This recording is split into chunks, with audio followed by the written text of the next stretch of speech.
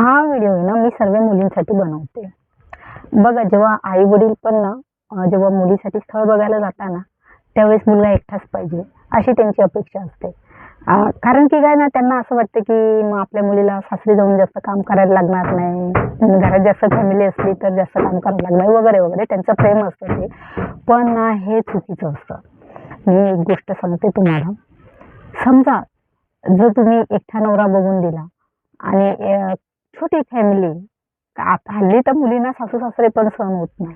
पण असं न करता तुम्ही जर फॅमिलीत, चांगल्या फॅमिलीत गेले, मोठी फॅमिलीत गेले, ते काम करावं लागेल वगैरे ते सर्व सोडून द्या.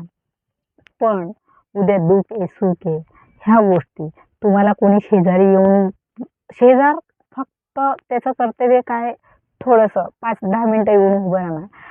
पण जे फॅमिलीतले लोकं दुःख-सुखाला कामात येतात, असं कुठलेही लोकं कामात येत नाही.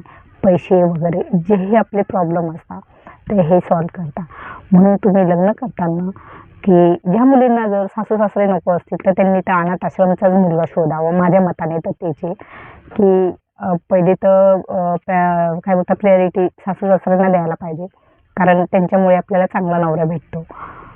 बरोबर आहे की नाही? सो ज्यांना जर सासू-सासरे नको पाहिजे असेल, तर त्यांनी सरळ एखाद्या अनाथ आश्रमच्या मुलाशी लग्न करावं, असं माझं मत आहे.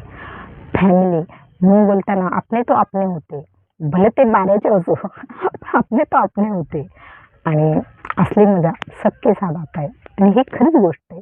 तुम्ही एक छोटंसं उदाहरण सांगते. काहीतरी सण आहे आणि तुम्ही दोघं नवरा-बायकोच करा. तुम्हाला एवढं काही म्हणजे त्याच्यात मजा वाटणार नाही. पण सगळे घरातल्या सगळ्याच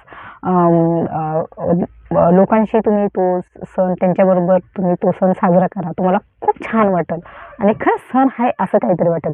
हे बघा, सण नसू द्या, सण जरी नसला ना आणि घरात जर सगळे पाहुणे असले, आपले सर्व घरातले लोक असले ना, तर ते घर भरलेलं असतं. खूप छान असतं, खूप छान वाटतं. म्हणून फॅमिलीवाला नवरा चांगला.